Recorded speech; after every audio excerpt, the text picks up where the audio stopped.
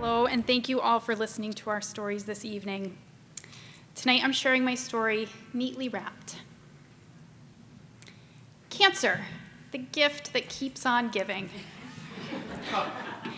I said things like this sarcastically many times as I staggered my way through treatments and accepted each side effect as my new normal.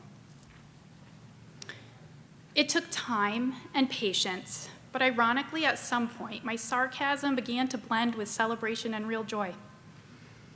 A community of support I never thought I'd need was there every step of the way. I learned the value of time and patience from my love of running, which developed sometime in my mid to late 20s. Running seemed like an easy way for my husband and I to start moving, get some exercise. So over the course of several years, we gradually ran longer distances.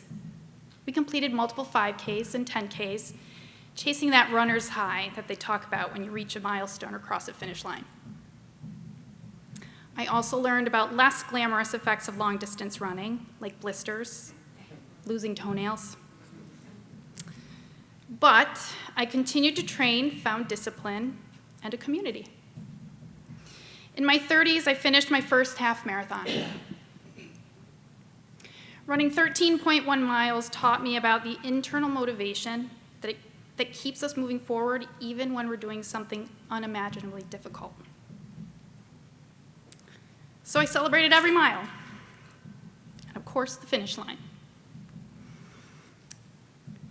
I'm not the first to make the connection between the inner strength and endurance needed to log miles and surviving cancer treatment. And it's true what they say, you're stronger than you think you are. Running taught me that, sure, but cancer treatment really drove it home. When I was diagnosed with breast cancer on February 1st, 2021, the words celebration and gift certainly did not enter my brain. I was at work when I got the call. I ran across the hall to my boss of many years, my work mom, Elizabeth, and put my phone on speaker. She sat by my side and asked all the questions I couldn't through tears. My husband left work to pick me up, and we did a shot of whiskey when we got home to celebrate. We can do this, we toasted. And with hopeful tears in our eyes, we clinked our glasses. When I met with my surgeon for the first time, she sat close, putting me instantly at ease, and said something I needed to hear. A year from now, this will all be in the rearview mirror. I held on to those words and made it my mission. I had a finish line to cross.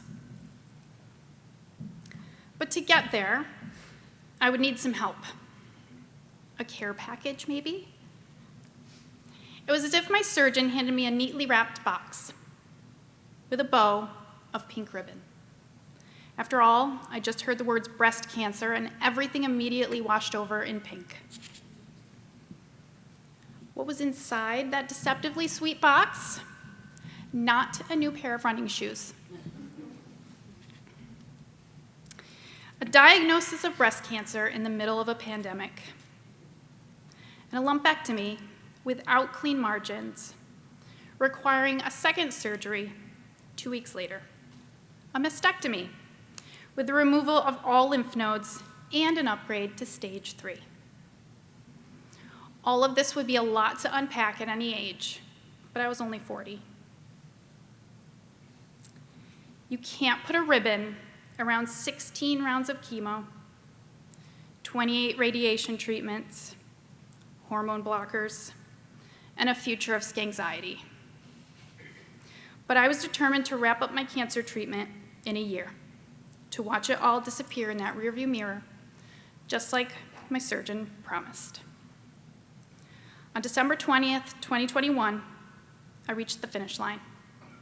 One last surgery completed, a prophylactic mastectomy on my non-cancer side.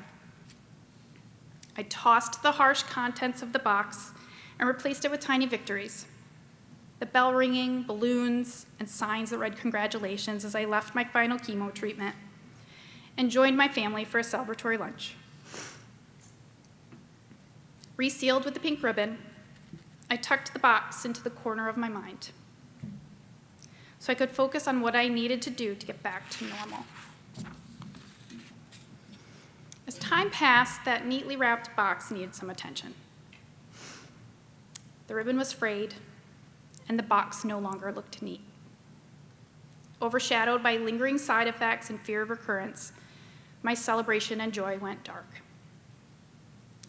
Survivors and our caregivers know those feelings become a part of who we are. I was long past active treatment by the spring of 2024, but I needed to process what I had been through in some way.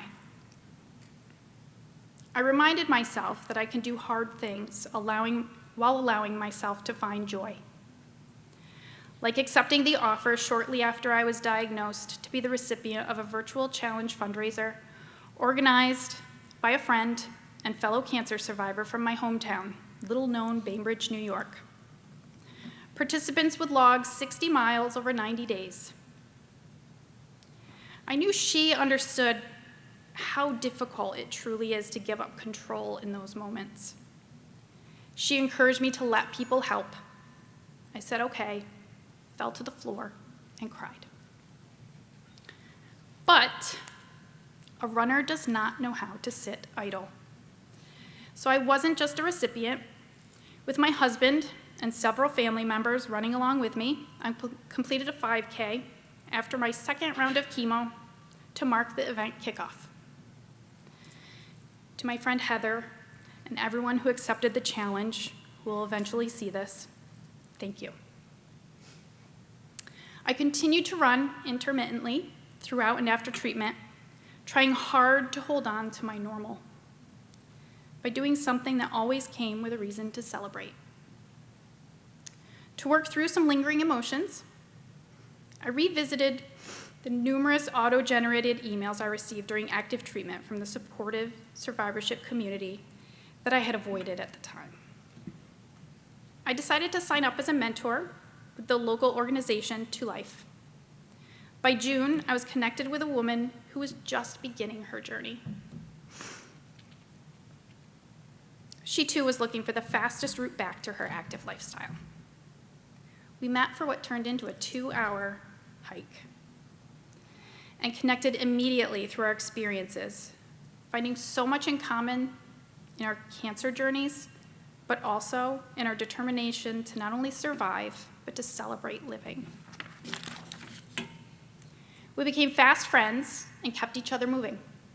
Gradually, we both began to heal and helped each other rediscover joy in the things we had put on hold, like finally completing my second half marathon.